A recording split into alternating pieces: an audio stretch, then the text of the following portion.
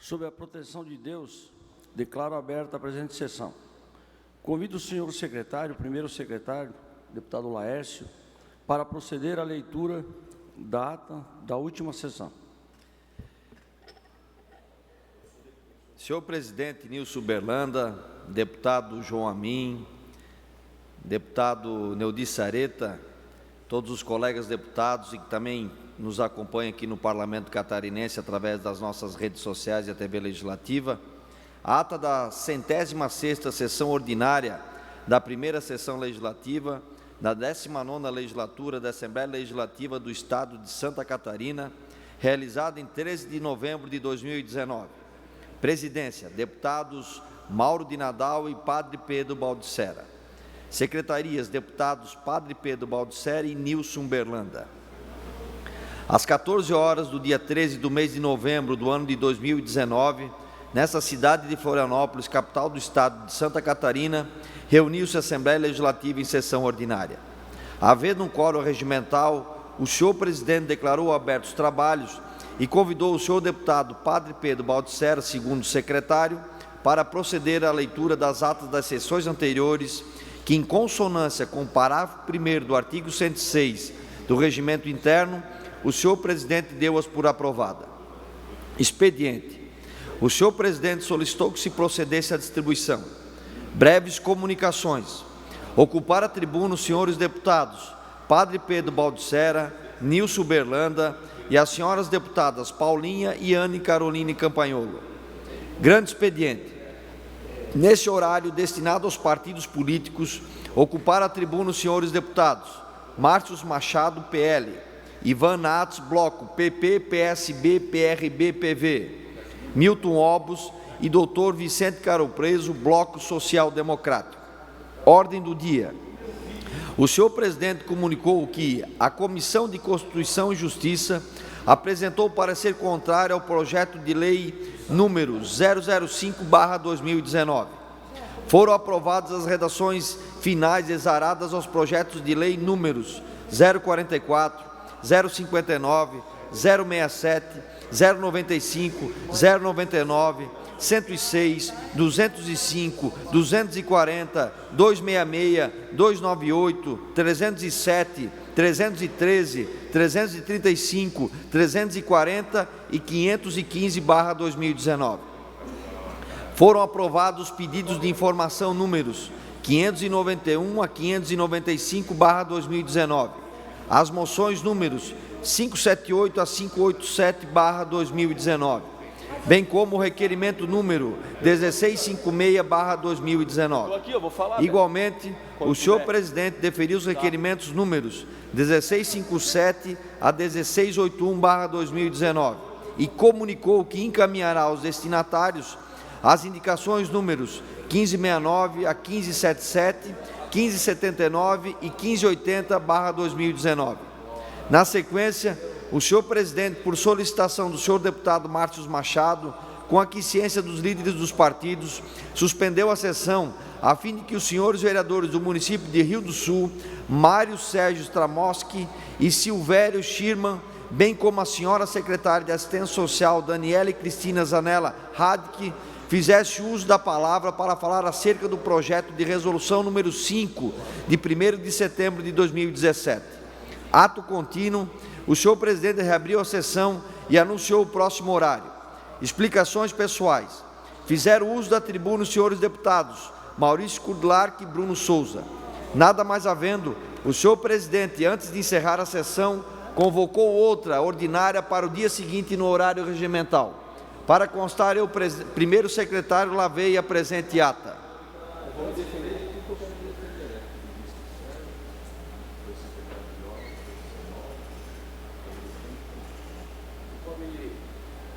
Conforme regimento 106, conforme artigo 106 do regimento interno, dou por aprovada.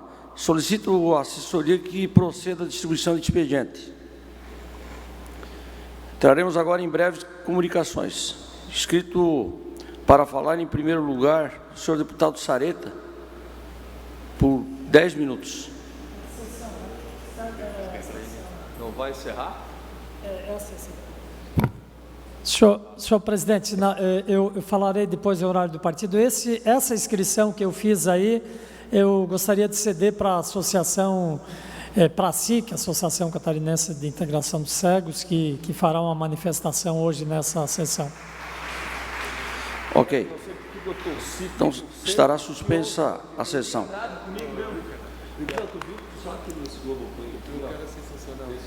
Proceda a leitura.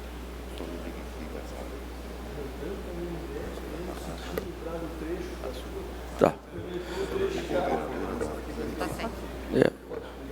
Eu chamo a coordenadora de cultura da SIC, Associação Catarinense de Integração de Cego, senhora Marcilene Alberton, e assistente social, senhora Lidiane Barbosa, que façam a divulgação do espetáculo Os Olhos da Arte. Podemos? Então. Oi, pessoal, bom dia.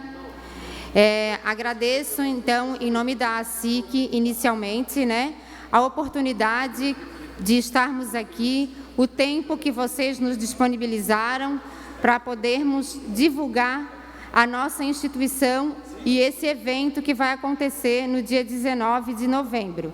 Primeiro dizer que a ACIC, Associação Catarinense para a Integração do Cego, já bem conhecida aqui também desse espaço, tem 42 anos de caminhada e se constitui em uma ponte, dentro da sociedade, no sentido de minimizar as barreiras para que a experiência de deficiência ela vá diminuindo, Na medida em que a gente vai quebrando barreiras, vai quebrando tabus, sejam barreiras atitudinais ou barreiras de toda ordem, a experiência da deficiência ela diminui.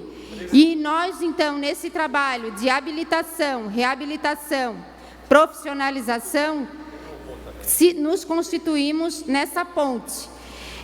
O espetáculo, enquanto instrumento aí de inclusão, na questão da cultura, na questão de habilitação e reabilitação, também é uma dessas pontes e trabalha a pessoa na sua integralidade, enquanto protagonista no espaço social, enquanto produtor de cultura e não apenas como alguém que recebe algo. Nós estamos aqui hoje para convidar vocês a conhecer esse protagonismo, entendendo a pessoa à frente da deficiência, entendendo a deficiência como uma das características, mas sempre percebendo o ser humano na sua integralidade. Então, é um espetáculo de música e de dança que se encontra na sua 4ª edição e que tem sempre mostrado possibilidades, talentos, habilidades e aptidões.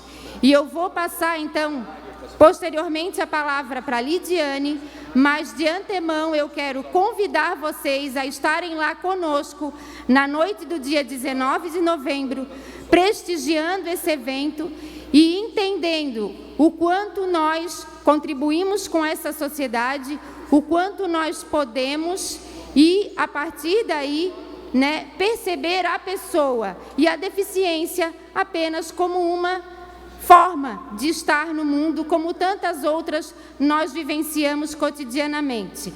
Então, vou passar a palavra para a Lidiane e espero poder contar com cada um de vocês lá que possa aprender junto conosco novas formas de enxergar o mundo, que elas são múltiplas. Basta que a nossa mente esteja aberta para isso, e o nosso coração e a nossa alma, que a gente possa estar disposto a aprender e conhecer o mundo de várias formas. Bom dia a todos.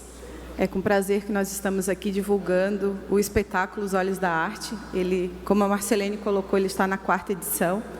E é um prazer para nós estarmos aqui, por quê? Porque a gente entende que a inclusão acontece a partir desta casa, As leis são necessárias para que as pessoas possam olhar o diferente. O ideal é que as pessoas pudessem fazer isso a partir da sua própria consciência, mas essa casa é muito importante.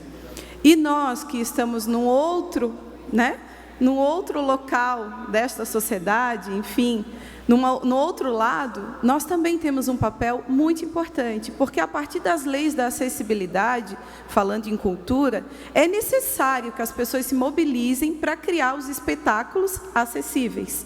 E a ASIC tem se mobilizado nisso, tem colocado o Estado, né, numa condição diferencial, porque o espetáculo Os Olhos da Arte, ele é um espetáculo que há 4 anos acontece, ele é pioneiro.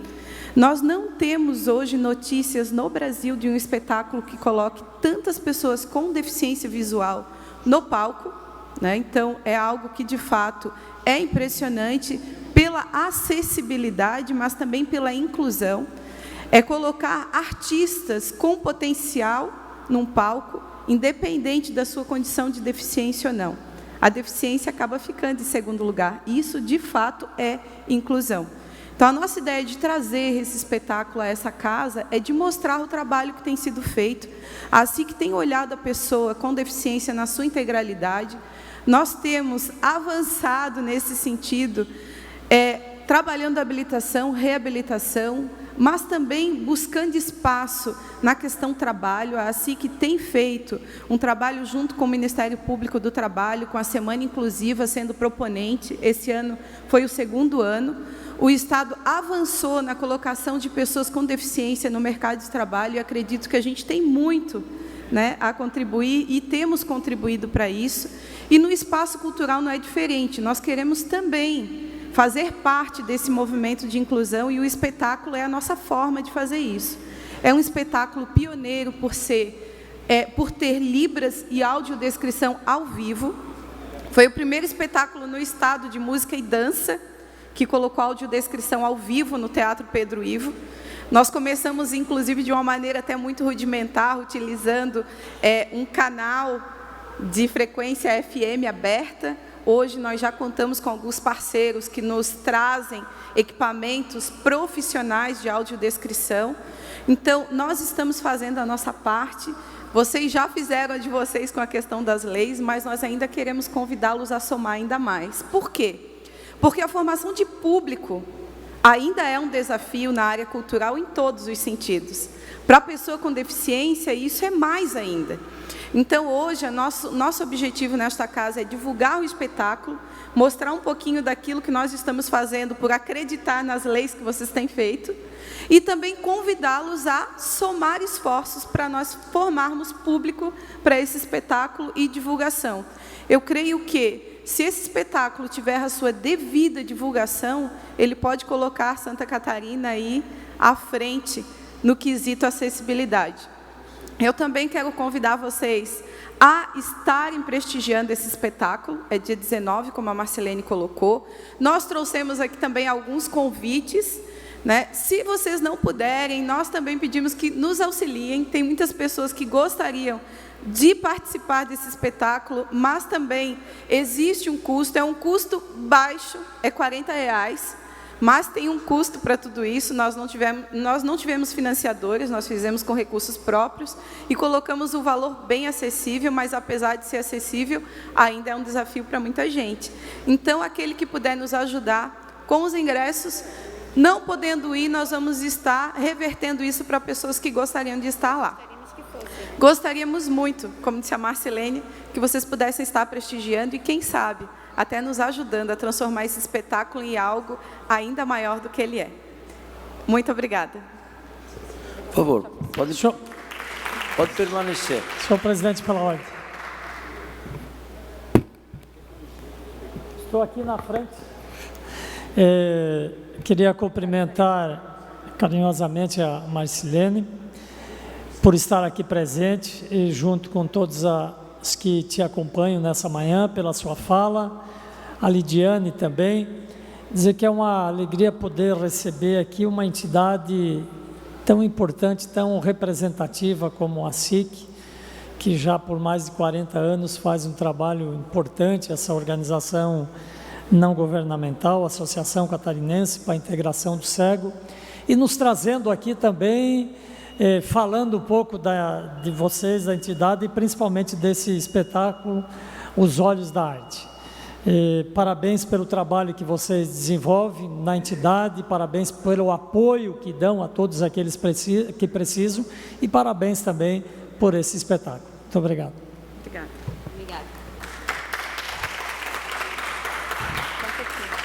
Deputado João Amin. Cumprimentar a Associação Catarinense para a Integração do Cego, a instituição essa que é referência não só aqui para Florianópolis, mas para toda Santa Catarina. É uma instituição que faz um belo trabalho e a gente aqui na Assembleia não poderia deixar de dar as boas-vindas, receber de braços abertos. E essa publicidade que o deputado Sareta provoca, até pela TV da Assembleia Legislativa, vai ser divulgada pelo Estado inteiro e a gente espera cada vez mais estreitar os laços da Assembleia com a Associação. Sejam muito bem-vindos aqui, não só hoje, mas sempre. Parabéns pelo trabalho. Lembrando que foi a pedido do nosso deputado Romildo Titão. Muito obrigado. Hein? Parabéns. Dando continuidade. Guardar um pouquinho. Dando continuidade à sessão suspensa, a pedido da nossa deputada Ada de Luca, convido para que o escritor senhor Afonso Rocha discorra sobre os temas do livro de sua autoria. Pecados, me confesso.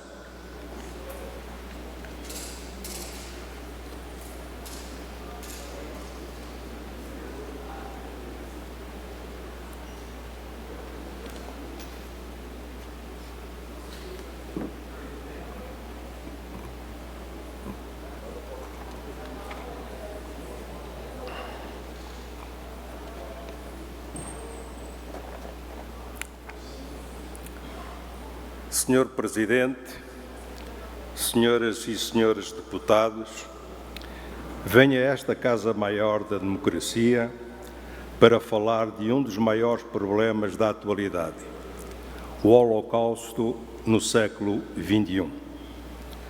Faço, irmanado com espírito de cidadão livre, sem preconceitos, sem coloração ideológica ou política, sem apertos clubísticos, sem mágoa ou ódio para com alguém.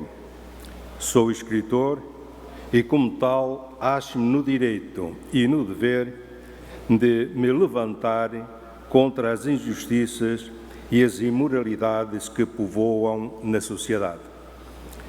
Mas de que Holocausto estamos a falar? Se o Hitler, Mussolini e outros tiranos já se foram faz tempo, perguntarão os senhores. Na verdade, o Holocausto de hoje é bem mais perigoso, porque atua pela calada do silêncio, com uma máscara traiçoeira que lhe esconde os verdadeiros intentes criminosos e que vive, infelizmente, no nosso seio, na nossa família, nos nossos lares. Refiro-me ao abuso e à violência sexual, ao estupro de mulheres, homens e crianças, à intolerância social e ao preconceito para com o que é diferente, ao racismo, à perseguição dos chamados LGBTs. Refiro-me à perseguição dos negros, aos pardos, aos índios, aos estrangeiros que procuram o Brasil, a liberdade e o pão para a boca. Refiro-me a toda e qualquer manifestação de indiferença e preconceito, incluindo o bullying em ambiente escolar. Refiro-me, por fim, à exploração e ao tráfico de crianças e outros entes indefesos. Isto, sim, é o Holocausto que hoje invade nossos países, nossas vilas e cidades, nossos lares, que se alimenta da fragilidade, da ignorância e da nossa própria indiferença e passividade como cidadãos livres e responsáveis. Se nos aliarmos do que se passa à nossa volta, se não reagirmos, se não nos revoltarmos e mobilizarmos contra estes crimes, mesmo não queremos, estamos a ser cúmplices. Aos senhores e senhoras, como representantes do povo, cabe, neste processo de denúncia, acrescidas responsabilidades políticas, morais e sociais.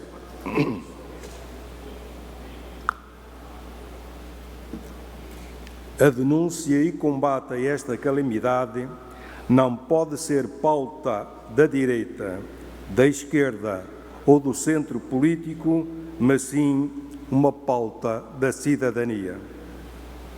No Brasil, a cada 7 minutos é feita uma denúncia de assédio e de violência sexual. Em 2018, foram abertos mais de 1.200.000 processos, ou seja, mais de 3.300 por cada dia. 76% das mulheres foram alvo da violência física. Metade dessas mulheres são jovens abaixo dos 16 anos. Em 30% das mulheres brasileiras, a sua primeira experiência sexual foi forçada por alguém que vivia próximo dela. 66.000 mulheres, 190 por cada dia, 8 por cada hora, foram estupradas em território brasileiro o ano passado. Mas não esqueçamos que só 35% dos abusos são notificados, o que eleva a fasquia dos estupros para 190.000 por cada ano, 540 por cada dia. Muito provavelmente, segundo estas estatísticas, desde que subi a esta tribuna, 20 mulheres foram estupradas em território brasileiro. Este flagelo não é só brasileiro, nem português, nem argentino, nem africano, nem dos países mais pobres, mais pequenos e pretensamente menos evoluídos. Predadores sexuais existem e atacam por todo o lado, e nos países do chamado primeiro mundo, os países mais ricos e pretensamente mais evoluídos, a praga ainda é mais dramática. Nos 10 países onde a violência contra a mulher e o estupro mais avança, encontra-se em primeiro lugar a África do Sul, logo seguido pela Suécia, os Estados Unidos da América, o Reino Unido, a Índia, a Nova Zelândia, o Canadá, a Austrália, Zimbabue, Dinamarca e Finlândia. Na República do Congo, a cada hora, 48 mulheres são estupradas, incluindo pelos seus próprios companheiros. O estupro acontece quando o homem violenta a mulher, mas também quando a mulher violenta o homem violenta outro homem e a mulher violenta outra mulher. Na maioria dos casos, o violador é pai, padrasto, tio, avô, primo ou com outro grau de parentesco ou de proximidade com a vítima.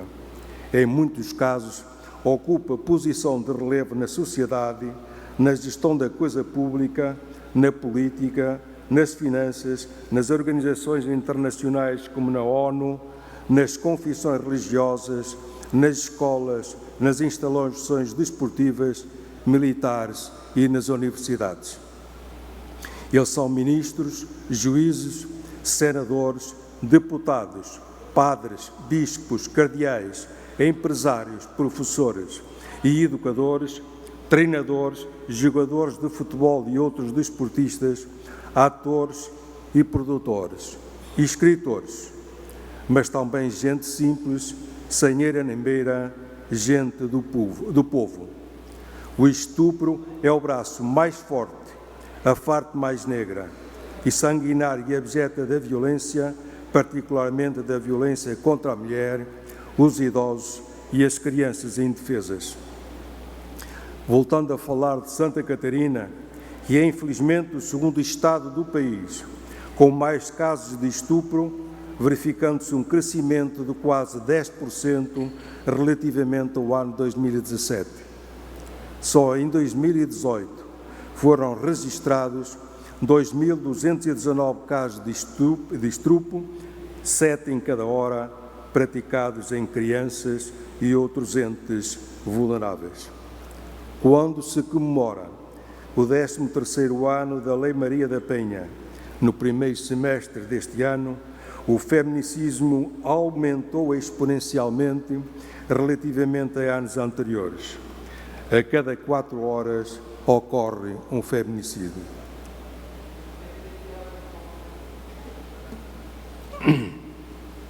Só nos 10 primeiros meses deste ano, no nosso Estado, já foram assassinadas 50 mulheres. Diariamente, também no Estado, são presos 14 homens pela violência doméstica.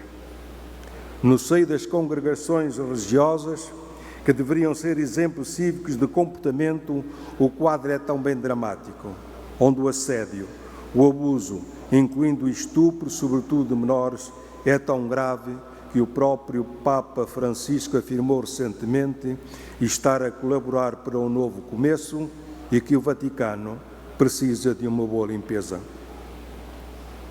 Tem sido notícia jovens estuprarem outros jovens ou estuprarem idosos desprotegidos e incapazes. Muitas das vezes a vítima é tratada e a vida como criminosa, ou seja, ela é transformada na mada-fita e nos tribunais, muitas das vezes, também é vítima e vira ré. E quando não é incriminada, é acusada ou apontada como sendo ela a provocar o abuso e o estupro, porque o seu top é baixo demais e mostra os seios, ou o seu short curtinho desnuda a bunda, esquecendo-se de que o não é não e o respeito deve ser total. A sociedade está doente e assiste quase impávida a estes crimes, lavando as mãos como Pilatos, olhando para o lado e deixando que tudo role no mesmo sentido. Não quero terminar, Sr. Presidente, sem abordar rapidamente um outro aspecto deste famigerado Holocausto. Refiro-me à exploração e ao tráfico das nossas crianças. Em termos mundiais, mais de 152 milhões de crianças entre os 6 e os 14 anos são exploradas precocemente, sendo que 2,6 milhões são crianças brasileiras. No Ghana, em África, crianças são vendidas a 10 euros na praça pública. A estas crianças, em plena formação cognitiva, é-lhes negado o direito de brincar, de aprender o básico, para se poderem relacionar com outras crianças e com a sociedade. Como esperar que elas se integrem e se comportem civilizadamente?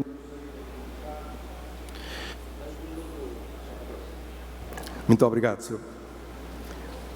1/4 de todas as crianças que vivem na América Latina são brasileiras, das quais 1,2 milhões são traficadas anualmente. Para terminar, Sr. Presidente, mas antes permita que, no âmbito da denúncia destas graves situações, recomende este meu livro.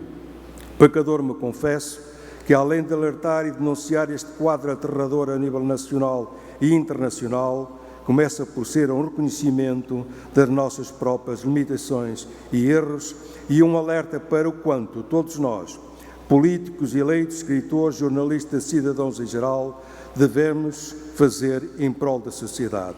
Termino com este desabafo, que o nosso amanhã comece aqui e agora. Muito obrigado, Sr. Presidente.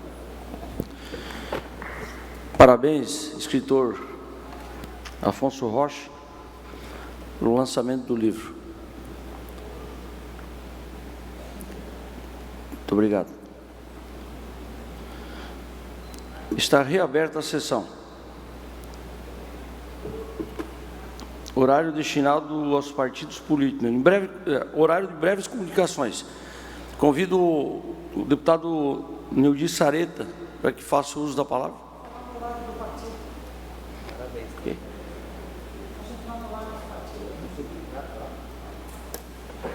Deputado João Amin, por 10 minutos. Muito obrigado.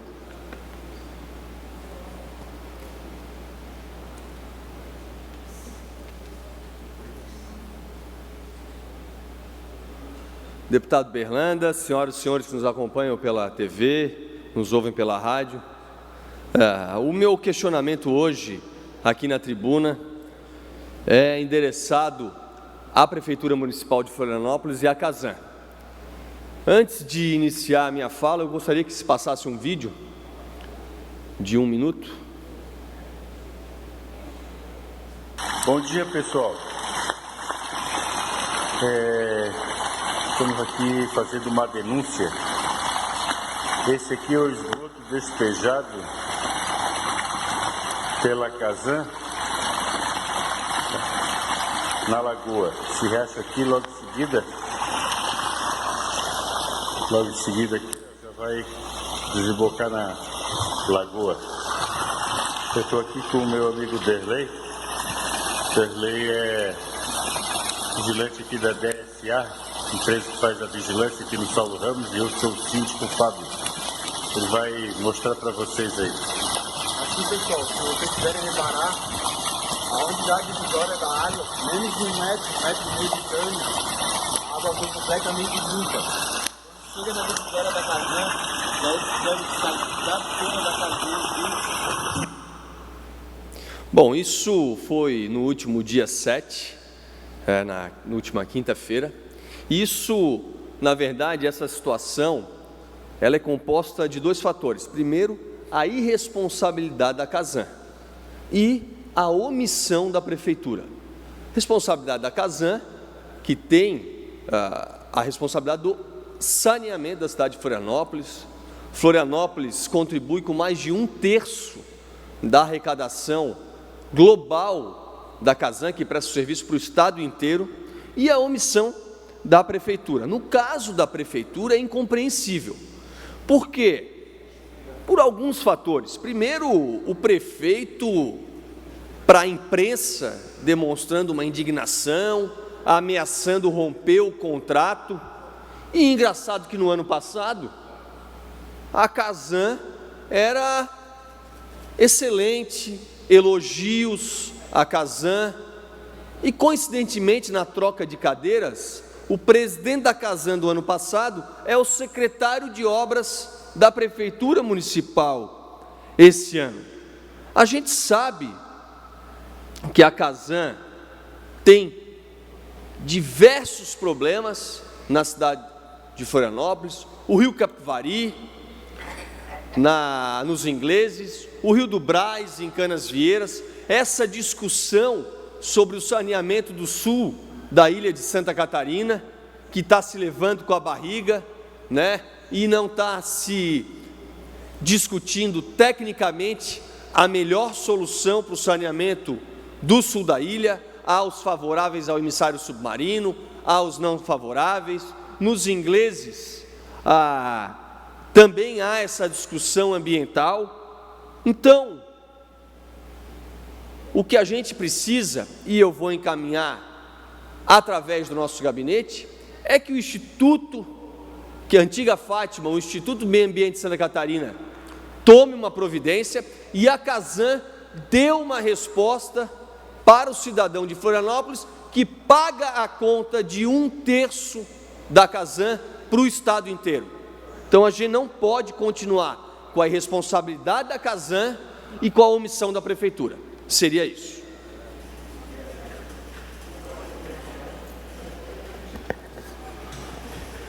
Dando continuidade a breves comunicações, está escrito o deputado Laércio, por 10 minutos. É bom? Vai gostar?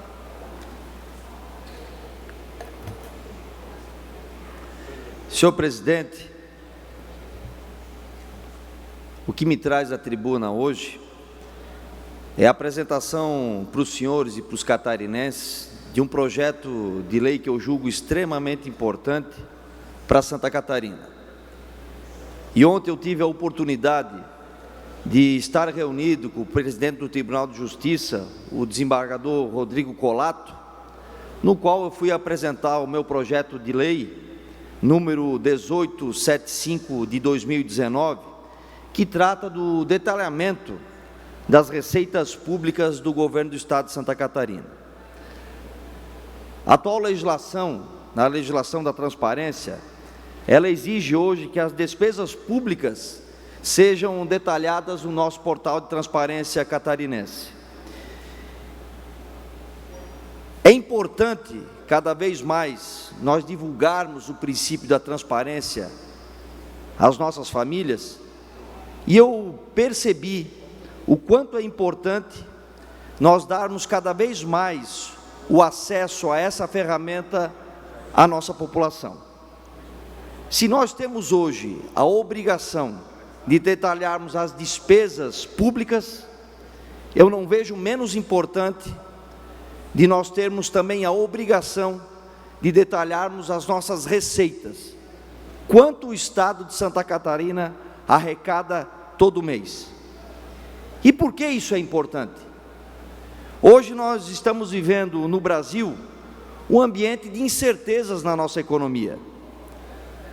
Se nós pegarmos os nossos noticiários, nós estamos vendo a guerra comercial entre os Estados Unidos, a China, os protestos na Venezuela, na Bolívia e também no Chile, por exemplo, que refletem no ambiente de negócio do nosso país. Sem nós esquecermos também dos nossos problemas internos, onde a retomada da nossa economia, ela não está pujante como gostaríamos, e vão se perdendo com isso oportunidade de desenvolver não só o Brasil, mas também o nosso Estado. E a transparência, nesse momento, pode ser uma ferramenta muito importante para nós atrairmos novos investimentos para o nosso Estado. A lógica é muito simples. Num ambiente de incertezas, muito melhor nós investirmos num local onde as informações são claras e elas estão à disposição do investidor de maneira mais facilitada. Afinal, quem quer investir o seu dinheiro num Estado que está quebrado? Quem digam os investidores que acreditaram no Estado do Rio Grande do Sul e no Estado do Rio de Janeiro? E esse projeto de lei de transparência das receitas do Estado, ele tem como um dos objetivos mostrar aos investidores que querem acreditar no Estado de Santa Catarina que nós temos um Estado sólido e com ambiente favorável para os negócios. E esse parlamento tem demonstrado, neste ano de 2019, que tem tido um protagonismo, um papel importantíssimo no resgate e na proteção do emprego, da renda do nosso catarinense. Onde no debate que nós promovemos aqui, dos nossos benefícios fiscais, dos decretos que o governo do Estado pretendia em aumentar imposto para o setor produtivo catarinense, o debate que nós produzimos aqui com toda a classe produtiva, fez com que o Estado de Santa Catarina, palavras do nosso secretário da Fazenda, Paulo Eli, aumentasse só esse ano mais de 800 milhões de reais na nossa receita. E por que todos esses dados não podem estar transparente, ser colocado de forma clara para a nossa população?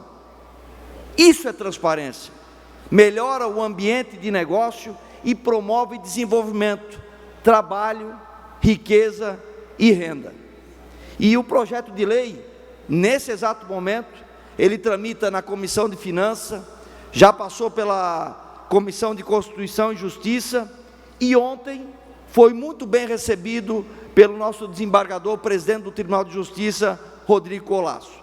E eu tenho a intenção de, a partir de semana que vem, apresentar ele também ao Ministério Público, ao Tribunal de Contas e também à nossa Fiesc. Esse projeto que nasceu em parceria com o Sindifisco, que é o Sindicato dos Auditores Fiscais de Santa Catarina. Então, eu gostaria muito de poder contar com o apoio dos colegas deputados para que esse projeto vá adiante nas comissões, que nós possamos trazer ele ao plenário e possamos continuar demonstrando para Santa Catarina que esse parlamento é protagonista, que esse parlamento está preocupado em fazer Santa Catarina crescer, se desenvolver, gerando um ambiente bom e rico em negócios para o povo catarinense.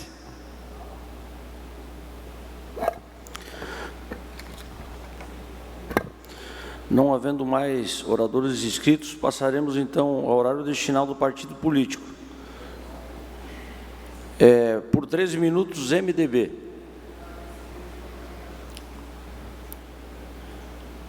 Temos aqui PSL, 7 minutos. Pelo PL, 6 minutos. Bloco Parlamentar PP, PSB, PRB, PV, por 12 minutos. Não havendo ninguém inscrito. Bloco Social Democrático, PSD, PDT, PSDB, PSC, por 15 minutos. Ninguém inscrito.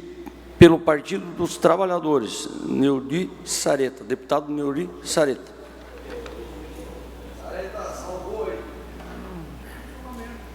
Senhor presidente, senhores deputados, estimados catarinenses que acompanham esta sessão legislativa,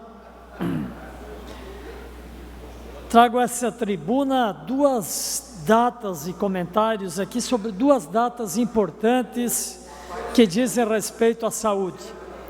Hoje, 14 de novembro, é o Dia Mundial do Diabetes, deputado Berlanda.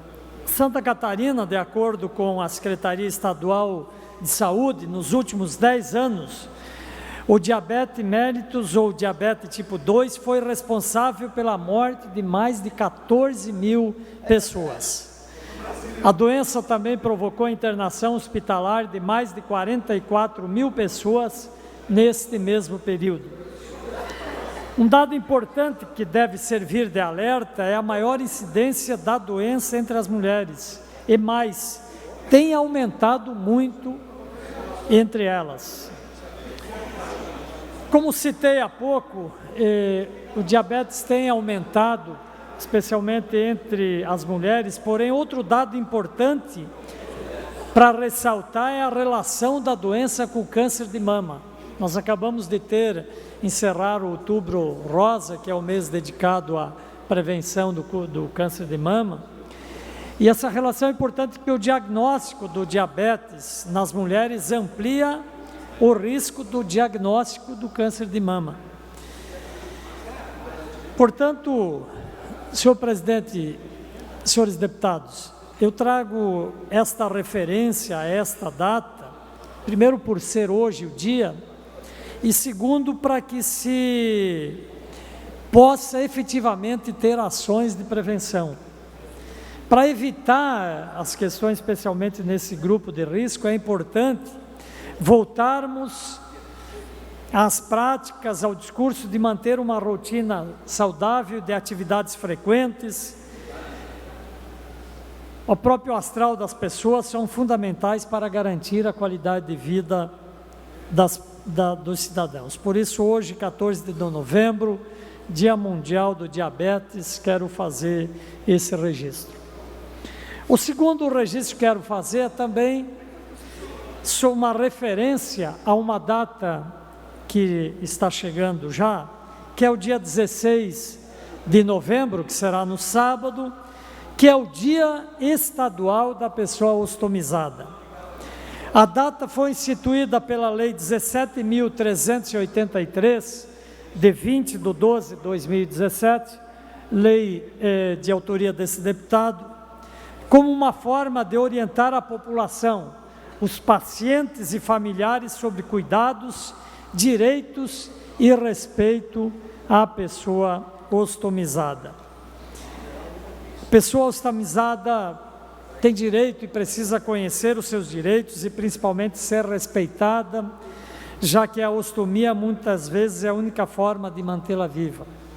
Independente disso, o respeito às pessoas e aos que estão em qualquer enfermidade é primordial. Portanto, faço o registro dessas duas datas como forma de também ver e cobrar as ações de prevenção, as ações de atendimento, as ações que possam ajudar a vida dessas pessoas nesses momentos de dificuldade da sua saúde. Muito obrigado, senhor presidente.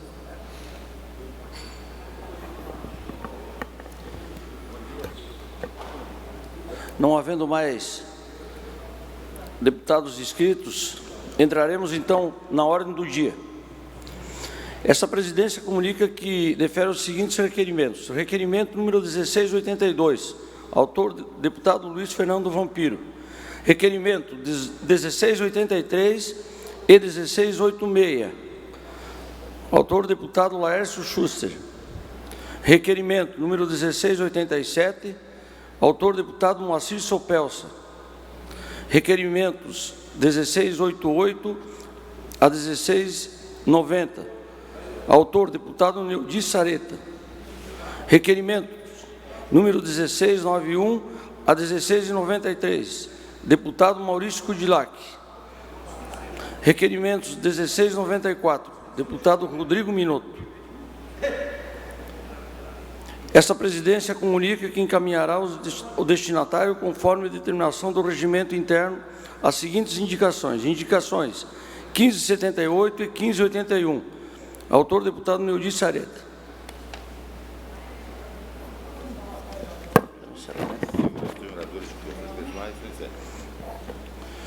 Não tendo mais oradores inscritos, essa presidência, antes de encerrar a sessão. Essa presidência, antes de encerrar a sessão, convoca outra especial para segunda-feira, às 19 horas. Comemoração dos 68 anos da fundação da Igreja Evangélica Quadrangular do Brasil. Está encerrada a sessão. Um pouco meio atrapalhado.